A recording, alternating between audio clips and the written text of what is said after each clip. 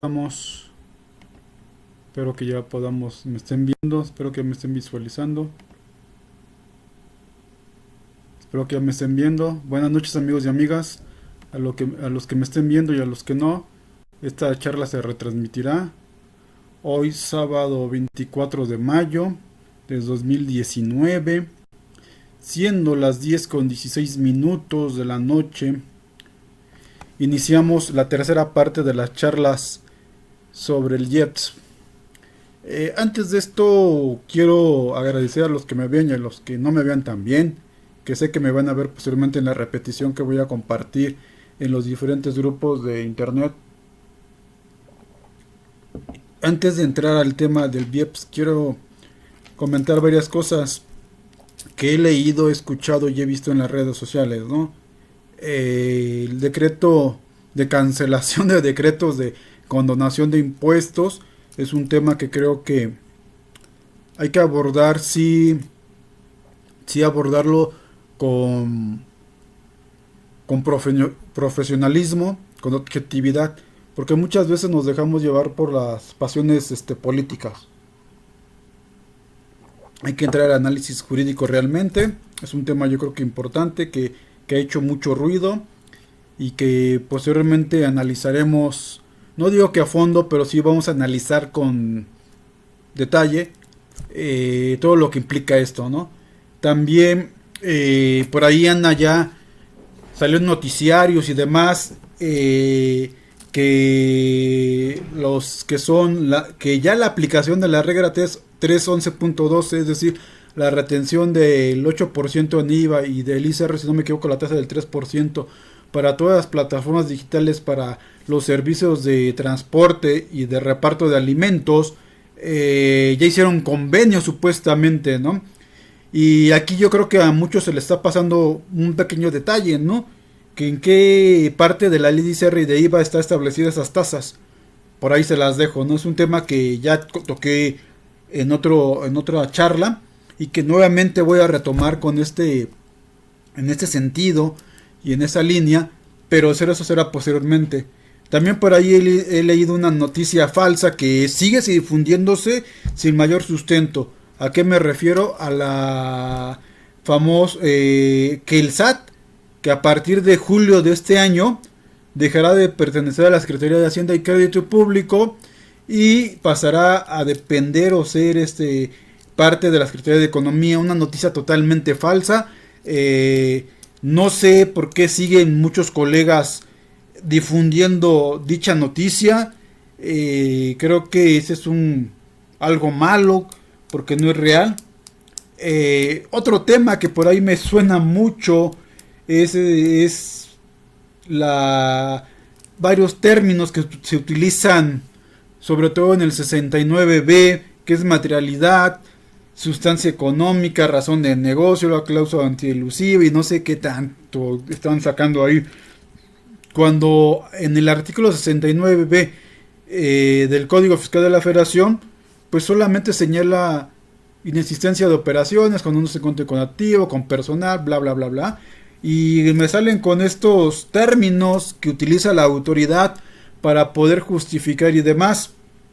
Creo que la gente que nos dedicamos a las cuestiones del derecho fiscal, debemos ser cuidadosos en utilizar esto.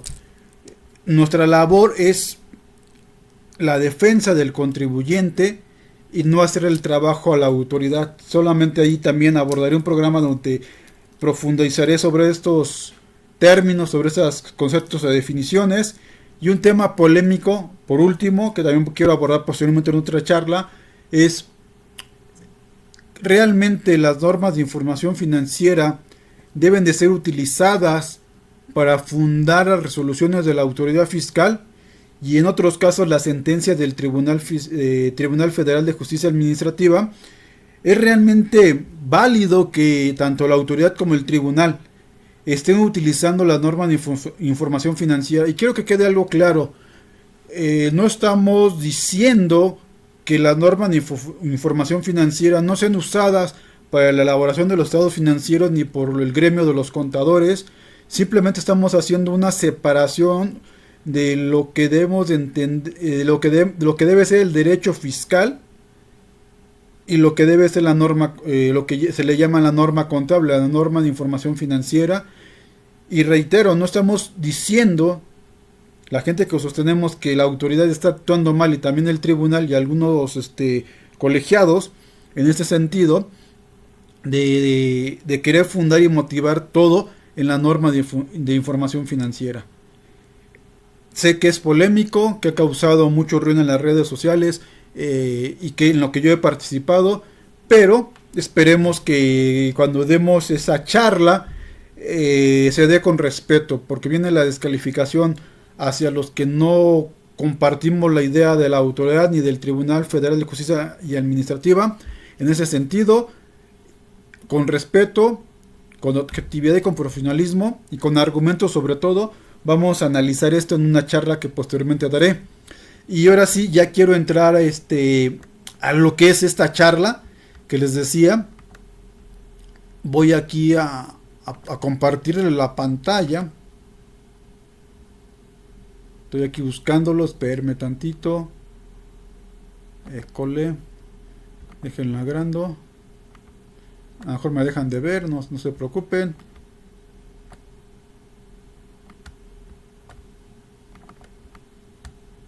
Ahí va. Ahí va.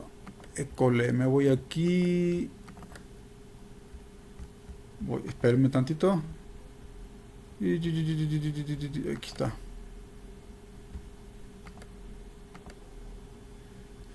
Bueno, vámonos al artículo 4. Ya en las otras dos charlas ya hablé de lo que debemos entender por sujeto, objeto, base, tasa, tarifa. En el artículo 2, todos los sujetos que vamos a considerar como elementos para este impuesto, que ya dijimos: la cerveza, el tabaco, combustibles fósiles, combustibles automotrices, etcétera, etcétera, etcétera. Y ahora vamos a partir del acreditamiento. Quiero aquí hacer un acotamiento en el sentido de que tanto la ley del IEPS como la ley IVA se parecen mucho en cuestiones de acreditamientos, porque son impuestos, ya les dije, indirectos, impuestos al consumo o al gasto, y que tienen un sentido que van en el sentido de que a quien se le repercute realmente el pago del impuesto es al consumidor final, al que no puede trasladar este impuesto, o que en el caso del IEPS no puede acreditar el impuesto. Y aquí nos dice el artículo 4, nos señala que no procede acreditamiento alguno contra dicho pago, salvo en los siguientes supuestos, y nos señala los supuestos. Aquí es importante que lo tengamos muy claro, qué supuestos. Y aquí yo preparé esto para que nos sea más cómodo. No sé si lo estén viendo, voy a tratar de aquí agrandar un poquito más esto para que lo podamos ver, porque aquí nos señala el artículo 4 en el párrafo segundo, nos señala. Voy aquí a hacer esto, mire. Únicamente procederá el acreditamiento del impuesto trasladado al contribuyente por la adquisición de los bienes a que se refiere el inciso A, D, F, G y J. Y luego nos señala que también en la importación de los que se refieren los demás incisos A, C, D, F, G, H y J. Entonces aquí yo preparé esto para que sea más fácil, más digerible. Entonces en el inciso A dice: va a proceder el acreditamiento cuando sean bebidas de contenido alcohólico y cerveza. Si yo estoy haciendo ese traslado y a mí me trasladan el impuesto por bebidas de contenido alcohólico y cerveza, tengo el derecho del acreditamiento. Yo causado contra los bienes que pagué. También nos señala C, tabaco labrado, combustibles automotrices, bebidas energizantes, así como concentrados, polvos y jarabes para preparar bebidas energizantes, ahí con la traba que se me dio de la lengua. Inciso G, bebidas saborizadas, concentrados, polvos, jarabes, esencias o extractos de concentrados para bebidas alcohólicas saborizadas, que se expendan en envases abiertos utilizando aparatos automáticos, eléctricos o mecánicos. Y nos señala que siempre que sean bienes a que se refieren, insisto, contengan cualquier tipo de azúcares añadidos. Trata de hacer lo más amplio este inciso para no dejar nada afuera. el inciso H, combustibles fósiles, el inciso I, plaguicidas, el inciso J, alimentos no básicos que listan a continuación con una densidad calórica de 275 calorías o mayor con cada 100 gramos. Entonces creo que estamos teniendo claridad en ese sentido. Entonces en estos bienes que estamos enajenando y que estamos trasladando y cobrando el IEPS, obviamente voy a poder acreditar el impuesto correspondiente, y esto me va a dar un impuesto por pagar o tal vez un saldo a favor dependiendo las circunstancias. Y también nos establece que debo de cumplir ciertos requisitos. Primer requisito, que sea un contribuyente que cause este impuesto, sean las tasas respectivas o las cuotas respectivas, y a las que se les aplique la tasa del 0%. También nos señala lo siguiente, voy aquí a subir para que lo vean, que los bienes que se enajenen sin haber sido modificado su estado, forma, composición, salvo que se trate de bebidas alcohólicas al granel o sus concentrados. Y nos vuelve a señalar otros incisos, ya vimos el inciso D, I y J. Y volvemos, y no nos queda claro cuáles son los que sí podemos tener eso que nos señala ahí: combustibles automotrices, combustibles fósiles, plaguicidas y alimentos. Y también nos habla de exportación de bienes. Y les digo, es muy parecido al IVA, que el impuesto ha sido trasladado expresamente al contribuyente y conste por separado en los comprobantes a las que se refiere la fracción 2 del artículo 19 de esta ley. 19 de esta ley, o sea, de la ley del IEPS, lo que regula son las obligaciones de los contribuyentes. Entonces, en esta fracción está diciendo que yo debo de trasladar expresamente el impuesto y que conste por separado en el comprobante. Entonces, que me hayan sido trasladados expresamente a mí, que estoy pagando ese bien, y que conste en el comprobante por separado.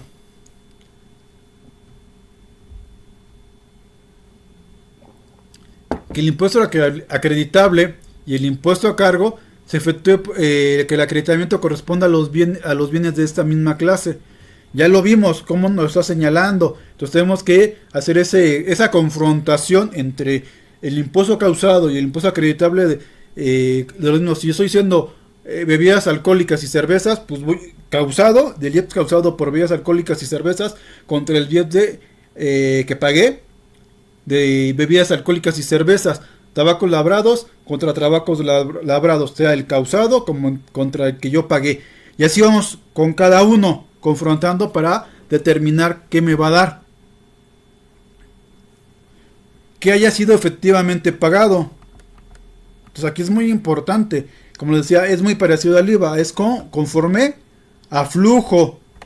Entonces yo creo que aquí vamos viendo que el impuesto, vamos teniendo algo de la mano con el impuesto de la ley del IVA. Son muy parecidos. Entonces hay que tener presente esto. Y vamos. Y nos dice que debemos, les digo, es casi, no puedo decir textual, pero sí casi muy parecido lo que nos dice que debemos entender por traslado. Si se entenderá por traslado del impuesto el cobro por cargo que el contribuyente debe efectuar de un monto equivalente al impuesto establecido en esta ley. No se considera acreditable el impuesto que se traslade sin tener esta obligación.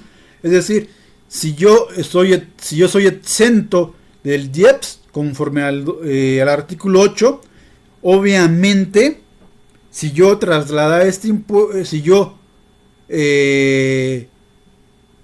traslado este impuesto sin estar obligado, sí, porque soy exento, pues no se puede considerar como acreditable este impuesto. Si es decir, si yo estoy pagando el impuesto y se da esa circunstancia, yo no tengo el derecho a considerarlo acreditable. Eso es algo muy importante. Ya lo que también señala en la misma ley es que este acreditamiento es personal Es decir, solamente el contribuyente que es causante del impuesto y que está ya sea realizando la actividad por enajenación, prestación de servicios o importación del IEPS es el que puede acreditar el impuesto. Creo que aquí no debe haber mayores confusiones. Luego vamos con el artículo 5. Les voy a decir, es muy parecido a la ley del IVA. Nos señala que el impuesto se calcula mensualmente y se pagará a más tardar el 17 del mes siguiente a que corresponde el pago. Hay una excepción en el caso de importaciones de bienes. Y nos remite a los artículos 15 y a los artículos 6 de la misma ley. Y nos establece la mecánica de cómo voy a pagar este impuesto. Nos señala que voy a aplicar la tasa a las contraprestaciones efectivamente percibidas en el mes que se trate, por la enajenación de bienes, la prestación de servicios grabados o por el impuesto pagado en el mismo mes por la importación de dichos bienes. No me quiero meter con el término contraprestación, precio y demás, porque entraríamos en un debate que no es el momento, pero sí después ahí voy haciendo mis apuntes, aquí voy apuntando los temas que me interesan a mí para entrar a detalle, porque si de por sí esta ley no es muy analizada y es densa, no por el número de artículos, porque son pocos, sino por lo poco estudiada y que es muy poco utilizada por los contadores en términos generales. Entonces, si hay que irnos detallito por detallito, detallito por detallito, y lo saboreando como un buen café. Ahorita no es café, es una taza, pero estoy tomando simplemente agua.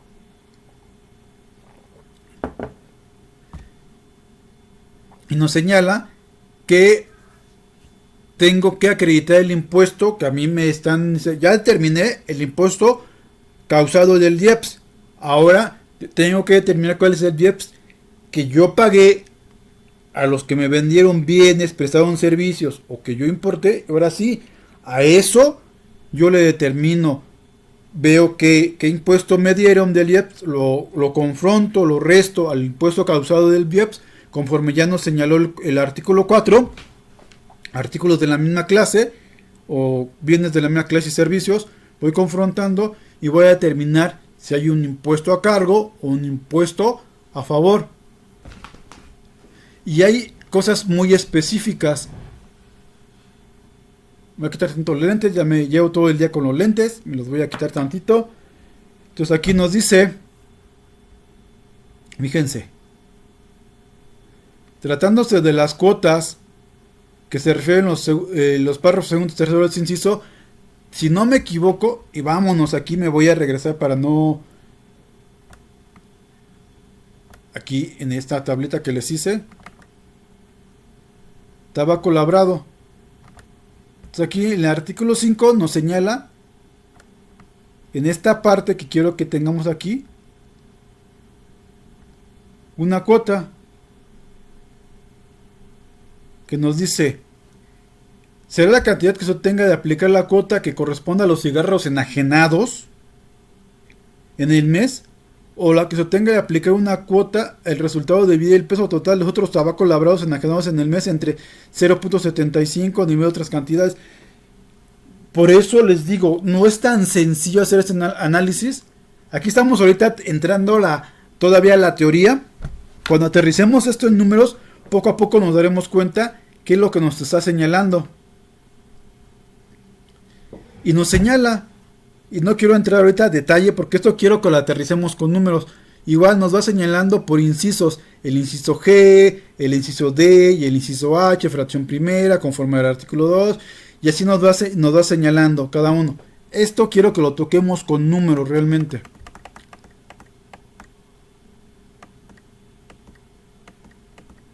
Aquí hay una parte que quiero enfatizar. Cuando la declaración de pago mensual resulte un saldo a favor, el contribuyente del IEPS podrá solo compensarlo contra el impuesto a cargo que le corresponda en pagos mensuales siguientes hasta agotarlo. Y otra parte, entonces, de entrada nos habla de compensación. No voy a entrar tampoco a discusión si no es compensación, es acreditamiento y demás. Pero aquí nos lo señala claramente. Y esta parte,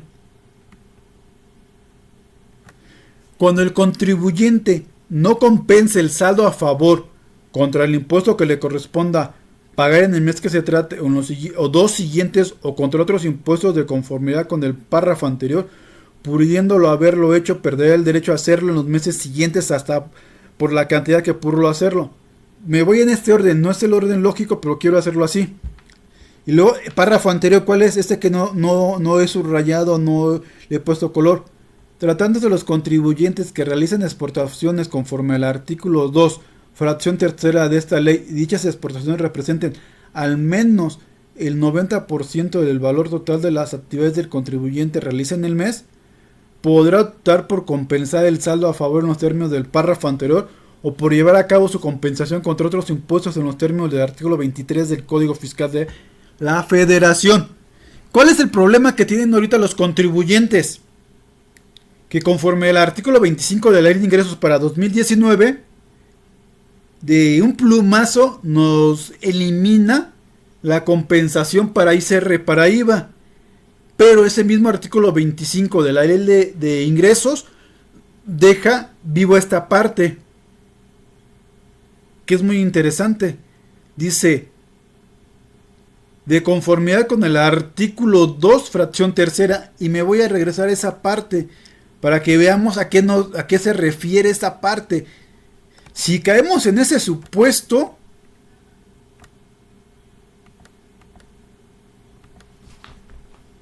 nos dice en la exportación, inciso 3, fracción segunda, fracción tercera del artículo segundo, perdón, nos señala, en la exportación definitiva que realicen las empresas residentes en el país en los términos de la ley aduanera de los bienes que se fueron en la fracción primera, inciso G de este artículo, y nos señala que tengan una tasa del 0%.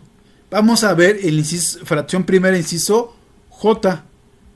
¿A qué se refiere? Porque hay que tener presente cuál es el inciso J. J. Alimentos no básicos que lisan a continuación con una necesidad calórica de 235 calorías o mayor por cada 100 gramos a una tasa del 8%. Entonces vamos nuevamente a la fracción tercera del artículo 2. Y en esta parte, vamos a leerlo bien. En la exportación, nuevamente, en la exportación definitiva que realicen las empresas residentes en el país en los términos de la ley aduanera de los bienes a que se refiere la fracción primera, inciso J de este artículo, siempre que sean fabricantes o productores de dichos bienes y hayan utilizado insumos grabados. Es decir, puedo ser comercializador y ser contribuyente de este impuesto, pero me deja, porque sí es muy clara la ley, fabricante o productor, y que haya utilizado insumos grabados de conformidad con el inciso J citado por los que haya pagado el impuesto en importación o les hayan trasladado el gravamen en la adquisición de los mismos, 0%. Y luego sigue. Para efecto de esta fracción, la tasa aplicada al valor de la energía a que se refiere el artículo 11 de esta ley, en su defecto la base gravable del impuesto general de exportación en términos de la ley aduanera. Y nos habla que la tasa del 0 en caso de exportaciones producirá los mismos efectos legales que la tasa o las tasas generales de este impuesto, como en la ley del IVA, para que yo poder tener un impuesto acreditable que pagué y me pueda dar ese saldo a favor. Y me voy nuevamente a esta parte del artículo 5 que nos interesa. Entonces ya vimos esta parte. Puedo yo utilizarla si estoy en este rubro para poder generar un saldo a favor, y conforme a estos párrafos que ya les acabo de leer, a lo mejor no me voy a compensar todo este saldo a favor que me dé. No me lo agoto, puedo compensarlo conforme a estas reglas y entonces podré, conforme al 23 de código, poder utilizarlo para compensar contra otros impuestos que no solamente son del IEPS, como ICR y tal vez contra IVA o contra retenciones, porque no me pone el límite. Entonces yo creo que es algo muy muy importante que debemos tener claro en este momento para la gente que está pensando cómo le va a hacer en el caso de los saldos a favor que tiene.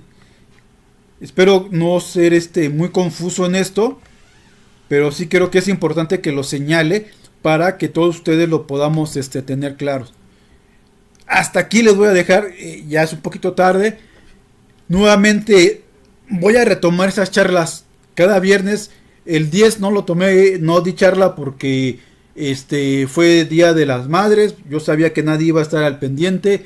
El viernes pasado tuve un pequeño problemita ahí con una tarjeta de crédito. Me llevo todo el día en el banco para que fuera cancelada, hacer las aclaraciones correspondientes por unos cargos no reconocidos que me hicieron. Y este viernes tuve unos pequeños ahí, un poquito carga de trabajo. Decidí hacerla una charla muy breve, muy concisa hoy, en este momento, en la noche. Y espero la próxima semana, el otro viernes, ahora sí, a la hora que ya había establecido, todos los viernes a las 11 de la mañana, hacer una charla que sería el próximo viernes, el 31, si no me equivoco, de mayo. Sería la cuarta charla del IEPS, que seguiríamos con el artículo 5, 5A, 5B y demás. Y seguiremos analizando la ley. Ahora sí me comprometo que el próximo viernes aterricemos números de los artículos del 2, 3, 4 y 5. Con números, con casos concretos en Excel y en PowerPoint. Para que esto sea más dinámico en esta parte. Voy a contestar una pregunta que ahí me hizo un querido colega, profesor y maestro de posgrado. ¿Por qué si hay un estímulo fiscal en el caso de las gasolinas, por qué el precio de la gasolina sigue aumentando o por lo menos no vemos que disminuya? Este es un tema que también quiero abordar. A lo mejor me paso, dije que iba a ser una media hora cada viernes. A lo mejor sí voy a tardarme para poder darle una explicación a todo esto. Y a la vez voy a tratar de hacer una charla distinto al viernes. Como ya les dije, haciendo referencia a la NIP, la regla 3.1112, que son plataformas tecnológicas para todos los prestadores de servicios de transporte, de lo que es el transporte de alimentos. El mito de que si el SAT va a pertenecer a la Secretaría de Economía, que no va a ser parte de la Secretaría de Hacienda. Los famosos términos materialidad, sustancia económica, razón de negocios, cláusula antielusiva, todo esto. ¿Por qué son utilizados? ¿Por qué la autoridad los utiliza? ¿Por qué muchos asesores fiscales, tanto contadores como abogados, están cayendo en el juego de la autoridad e indebidamente también del tribunal? Y otros temas que van a ir saliendo que quiero ir abordando conforme una charla. O sea, a mí me gusta esto, no verlo como una charla, como una plática y referente a la NIPS con mucho respeto. O sea, no entremos en descalificar a la persona, entremos a atacar los argumentos, exponer argumentos, ideas. Y bienvenidos los que no estén de acuerdo con mis posturas. Digo, para eso estamos, para intercambiar ideas, enriquecer el debate y que todos tengamos una buena postura con argumentos. Bueno, amigos y amigas, espero que no los haya aburrido. Nuevamente voy a retomar estas charlas. Les agradezco, un abrazote, gracias, hasta luego, nos vemos.